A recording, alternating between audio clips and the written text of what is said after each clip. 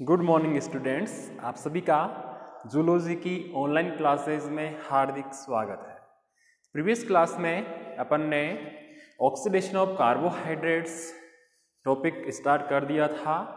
उसमें अपन ने ये बताया था, ये जाना था, ये समझा था कि जो शर्कराएं हैं, जो कार्बोहाइड्रेट्स हैं, उनका डाइजेशन मोनोसेकेराइड्स, जिनमें अपन ने एग्जाम्पल लिए थे ग्लूकोज और ग्लाइकोजन का, उनके रूप में होता है और ये कोशिकाओं में इसी रूप में प्रवेश करती है। कौन? शुगर। किस रूप में? ग्लूकोज या ग्लाइकोजन के रूप में। तो इनका जो शर्कराएं हैं, इनका विखंडन और ऊर्जा उत्पादन की जो क्रियाएं हैं, उनको अपन ने कुछ स्टेप्स में डिवाइड किया था, कुछ पदों में डिवाइड किया था, जिनमें से फर्स्ट स्टेप या पद लिया था अपन ने ग्लाइकोलाइसिस का। तो प्रीवियस क्लास में अपने ग्लाइकोलाइसिस की एक साइकिल बनाई थी और उसमें जाना था कि कितनी एटीपी कहाँ पे काम में ली जा रही है, कितनी कहाँ पे बन रही है, टोटल कितनी एटीपी ग्लाइकोलाइसिस साइकिल में बनती है, टोटल कितनी एटीपी का लाभ होता है। ये अपने प्रीवियस क्लास में ग्लाइकोलाइसिस साइकिल में जान लिया था। ठीक है, तो सेकंड स्टेप आज आएगी ऑक्सीडेटिव डीकार्बोक्सिलेशन। क्या है सेकंड स्टेप या पद? फर्स्ट अपने ग्लाइकोलाइसिस हो चुका है, सेकंड है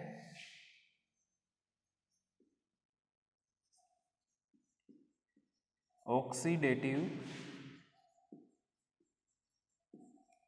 डीकार्बोक्सिलेशन। मैंने शायद आपको पहले रिपीट भी बता भी दिया होगा कितनी भी स्टेप आएगी।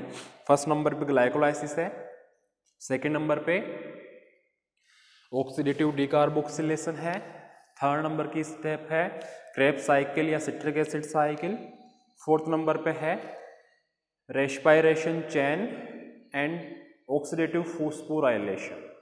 तो ये फोर मुख्य स्टेप हैं जो अपन ऑक्सीडेशन ऑफ कार्बोहाइड्रेट्स में पढ़ेंगे और ये जानेंगे कि कितने एटीपी कहाँ पे बन रही है, या ये जो शुगर का ऑक्सीडेशन हो रहा है, डीकार्बोक्सिलेशन हो रहा है, वो कैसे, कहाँ पे, किन क्रियाओं के माध्यम से हो रहा है। तो ऑक्सीडेटिव जो डीकार्बोक्सिलेशन है प्लस थर्ड नंबर की क्रेब्स साइकिल या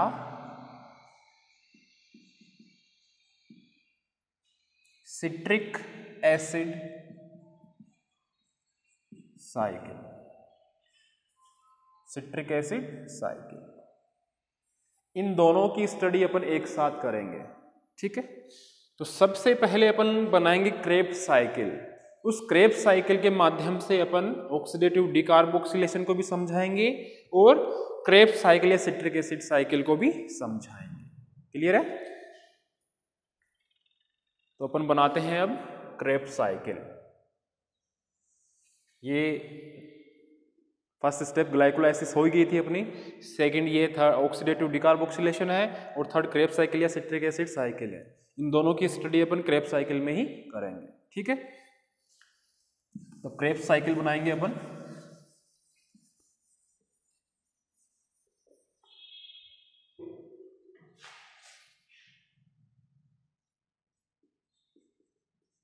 क्रेब्स साइकिल में ग्लूकोज से क्या बना था? पार्विक एसिड, यही बना था। ठीक है, इससे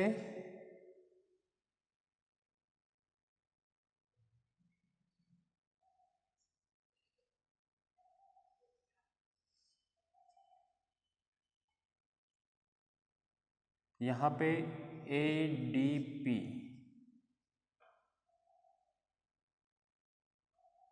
सॉरी NAD आएगा, NAD प्लस से NADH प्लस H,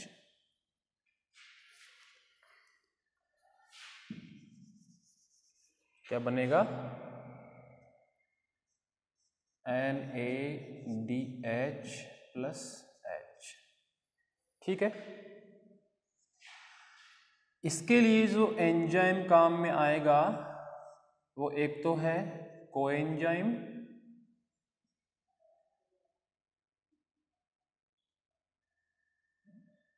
एक तो क्या है कोएंजाइम, और एक जो एंजाइम आएगा पायरुविक डिहाइड्रोजिनेज।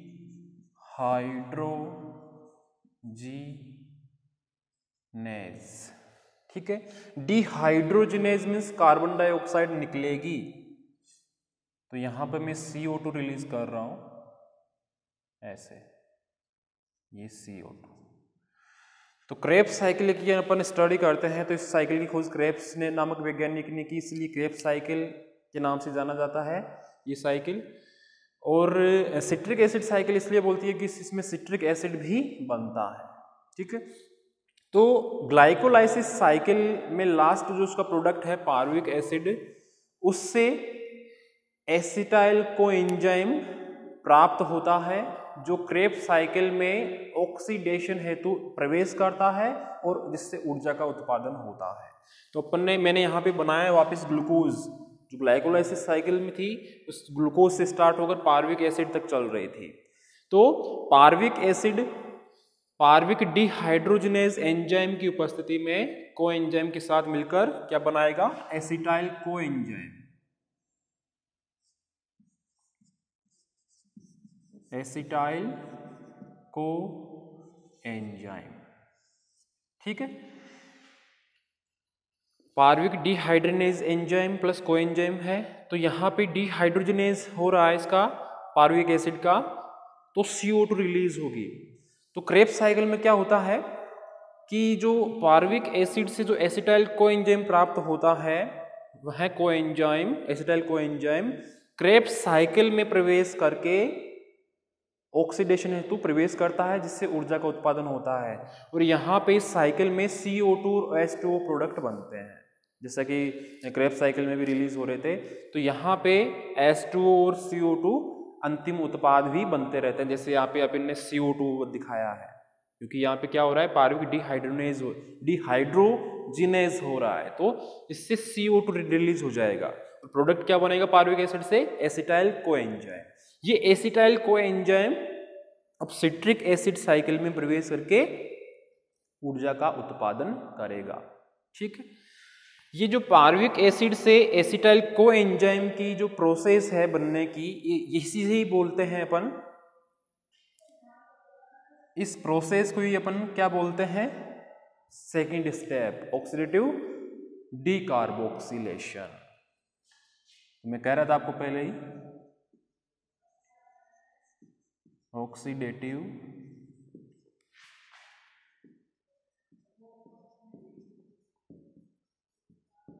डीकार्बोक्सिलेशन। आगे बात, यानी कि कार्बन का रिलीज होना, डीकार्बोक्सिलेशन। तो अपन देख सकते हैं कि ग्लाइकोलाइसिस साइकिल ग्लूकोज से स्टार्ट होकर लास्ट एंड प्रोडक्ट पार्विक एसिड था, उससे जो प्रोडक्ट प्राप्त हो रहा है आगे वो है एसिटाइल कोएंजाइम।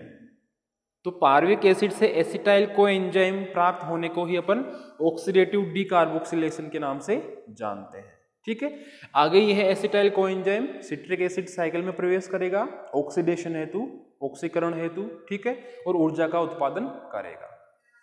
यहां तक समझ में आ गया होगा। तो यहाँ पे आप देख रहे हो कि इसमें NAD प्लस से NADH प्लस H बन रहा है, और इसी के साथ ही 2 हाइड्रोजन भी रिलीज होंगे। ये लो 2 हाइड्रोजन, जो कहां पे जाएंगे, ETS में, इलेक्ट्रॉन ट्रांसपोर्ट सिस्टम में चले जाएंगे। इसी को अपन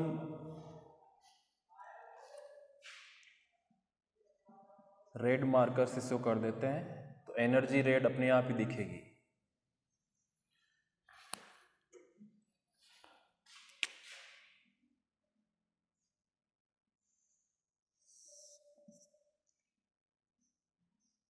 NAD प्लस से क्या बन रहा है, NADH प्लस H और 2 हाइड्रोजन प्रोटॉन रिलीज हो रहा है।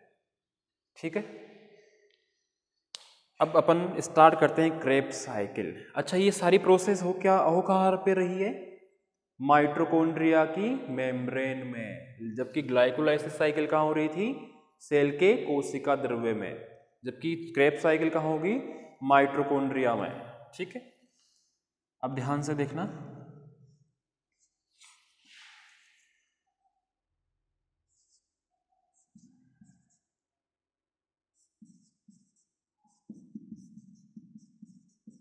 ऑक्जेलो एसिटिक एसिड एसिटाइल कोएंजाइम इसके साथ रिएक्शन करेगा और क्या बनाएगा? Citric acid.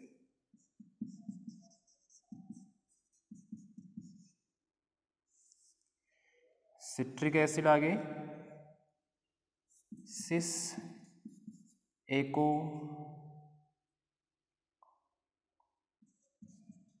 एसिड, सिस एकोनोटिक एसिड आइसो सिट्रिक एसिड में कन्वर्ट होएगा। आइसोसिट्रिक एसिड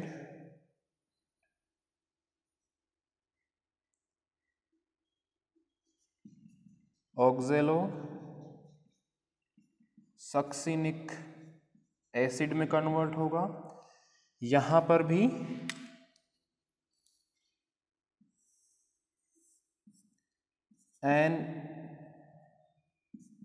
NAD प्लस से NADH प्लस H,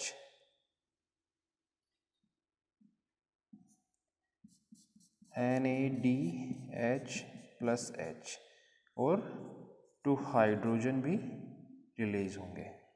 ठीक है, ऑक्जेलो सक्सिनिक एसिड से अल्फा कीटो ग्लूटेरिक एसिड बनेगा। अल्फा कीटो ग्लूटेरिक एसिड से फिर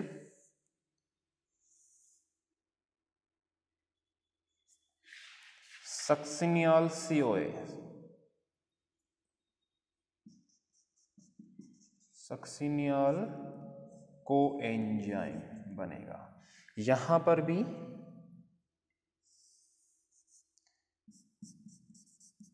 NAD से NADH प्लस H बनेगा और 2 हाइड्रोजन भी रिलीज होंगे। इस सक्सिनियल कोएंजाइम से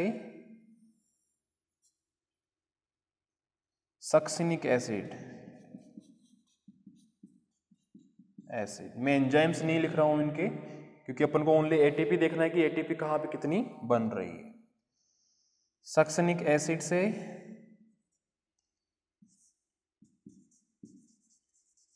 फ्यूमेरिक एसिड, फ्यूमेरिक एसिड से मैलिक एसिड और मैलिक एसिड से ऑक्जेलो एसिटिक एसिड। अब यहाँ पे सक्सिनिक एसिड से सक्सिनियल कोएंजाइम से सक्सिनिक एसिड बनेगा, तब GDP plus PI inorganic phosphate से GTP बनेगा। और ऐसे ही यहाँ पर FAD से FADS2 बनेगा और यहाँ पर भी 2 हाइड्रोजन मॉलिक्यूल रिलीज होंगे। फ्यूमेरिक एसिड से मैलिक एसिड और मैलिक एसिड से जब ऑक्जेलो एसिटिक एसिड बनेगा तो यहाँ पर भी NAD प्लस से NADH प्लस H और 2 हाइड्रोजन मॉलिक्यूल्स भी रिलीज होंगे। तो ये है एक क्रेब्स साइकिल। अब यहाँ पे अपन को ध्यान इससे देना है कि मेन जो पर्पज था अपना स्टेप्स को जानना। फर्स्ट नंबर पे ग्लाइकोलाइसिस अपन ने देख ली जिसमें पायरुविक एसिड बना। सेकंड नंबर पे ऑक्सीडेटिव डिकार्बोक्सिलेशन जिसमें 2 हाइड्रोजन NAD से NADH प्लस H बनता है और 2 हाइड्रोजन मॉलिक्यूल रिलीज होते हैं। ठीक है, इसके अलावा इस क्रेब्स साइकिल में कितनी जगह पर 1 2 3 4 जगह पर और बन रहे हैं, तो टोटल कितने हाइड्रोजन हो गए? 2 तो हो गए ऑक्सीडेटिव डिकार्बोक्सिलेशन में, तो 2 हाइड्रोजन तो ये, बाकी के 2 2 4 5 6 और 7 8 हाइड्रोजन क्रेब्स साइकिल के। ये जो हाइड्रोजन मॉलिक्यूल्स है ये सारे के सारे कहाँ पे जाएंगे? इनको ऐसे डैश डैश से शो कर रहा हूं मैं, एक ये वाला, एक ये वाला, ये सारे कहाँ पे जाएंगे? ETS में, इलेक्ट्रॉन ट्रांसपोर्ट सिस्टम में जाएंगे और ऊर्जा का उत्पादन करेंगे जिसको ATP के रूप में संग्रहित कर लिया जाएगा। इसमें टोटल क्रेब्स साइकिल में 8 हाइड्रोजन मॉलिक्यूल्स रिलीज होंगे और ऑक्सीडेटिव डिकार्बोक्सिलेशन से 2 हाइड्रोजन मॉलिक्यूल रिलीज होंगे जो ETS साइकिल में जाएंगे और वहां पे ऊर्जा का उत्पादन करेंगे तो उसको ATP के रूप में संचित कर लिया जाएगा। अब बात यह है कि इसमें टोटल कितनी ATP बन रही है, मेन पर्पस तो यही था अपना, ये तो आगे की कहानी बताई है मैंने, आगे क्या होगा। तो यहाँ पे अपन देख सकते हैं कि NAD से NADH प्लस H बन रहा है, तो अपन ने ग्लाइकोलाइसिस साइकिल में भी ये जान लिया था कि NAD से जब NADH प्लस H बनता है तो श्वसन श्रृंखला में या रेस्पिरेटरी चेन में जब ये जाते हैं तो वहां पे 1 से 3 ATP बनते हैं, तो 3 इससे बनेंगे, 3 इससे बनेंगे, 3 इससे बनेंगे, 3 यहाँ इस GTP से 1 ही बनता है, FADH2 से 2 बनते हैं और इससे भी 3। तो टोटल ATP अगर अपन देखें तो यहाँ पे साइड में लिख रहा हूं मैं NADH प्लस H, ये कितनी जगह पर बन रहे हैं इस साइकिल में? 1 2 3 4 जगह पे। तो 1 से कितना बन रहा है? 3, तो 12 ATP तो ये हो गए। ठीक है, यानी NADH प्लस H 4 जगह बन रहा है इस साइकिल में, 1 2 3 और ये 4, इसलिए 1 से 3 ATP बनती है तो 4 से 4 मल्टीप्लाई बाई 3 तो 12 ATP टोटल हो गए। GTP से बताया, GTP से 1 ही ATP बनता है, ओनली 1 ATP। और FADH2 से 2 ATP, S2, इससे बनेंगे 2 ATP। तो टोटल ATP कितने हो गए? 12 13 14 15, ये 15 ATP। समझ में आया? ये मैंने यहाँ पे कैलकुलेशन लिख दी है।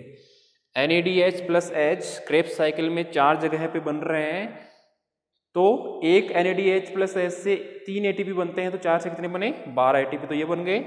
एक GTP से ओनली 1 ही ATP बनता है, एक FADH2 से 2 ATP बनते हैं, तो ऑल ओवर 15 ATP बने। ये कहानी है ओनली एक ग्लूकोज के मॉलिक्यूल की, नहीं सॉरी, एक पार्विक एसिड की।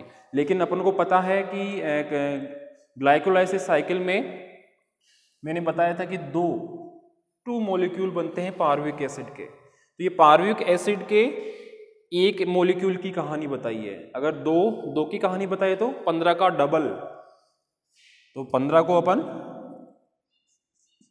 ATP मल्टीप्लाई 2, तो 30 ATP हो गए। 30 ATP तो हो गए क्रेब्स साइकिल के टोटल, क्योंकि अपन ने एक पार्विक एसिड की कहानी बताई है यहाँ पे 15 ATP की, लेकिन 2 बन रहे थे ग्लाइकोलाइसिस साइकिल में, तो डबल करेंगे तो 15 का दुगुना 30 प्लस 8 ATP कहां पे बन रहे थे? ग्लाइकोलाइसिस साइकिल में भी बन रहे थे, तो ऑल ओवर कितने हो गए? 38 ATP। कितने हो गए? 38। ये 8 वाले कहां से लिए मैंने? ग्लाइकोलाइसिस साइकिल से। अब ध्यान से सुनना, अगर आपसे ये पूछे कि एक ग्लूकोज की मॉलिक्यूल का कंप्लीट ऑक्सीडेशन होता है तो टोटल कितने ATP बनते हैं, तो आप क्या बताओगे? 38 ATP। सारी कैलकुलेशन मैंने आपके सामने लिख रखी है कि 38 कैसे आया।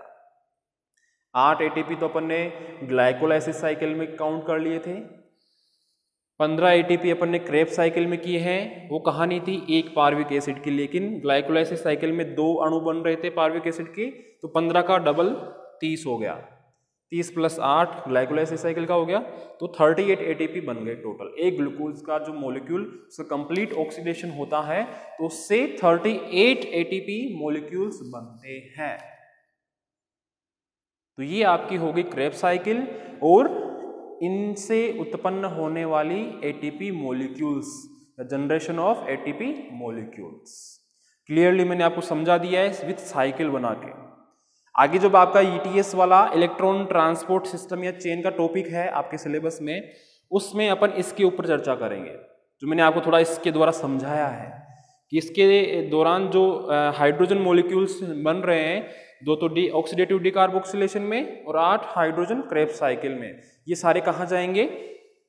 शोषण श्रृंखला में प्रवेश करेंगे। वहां पे ईटीएस के थ्रू एनर्जी का प्रोडक्शन करेंगे और उन ऊर्जा को एटीपी के रूप में संचित कर लिया जाएगा। तो ये नेक्स्ट टॉपिक रहेगा अपना ईटीएस, इलेक्ट्रॉन ट्रांसपोर्ट सिस्टम। ठीक है, आज के लिए बस इतना ही। धन्यवाद।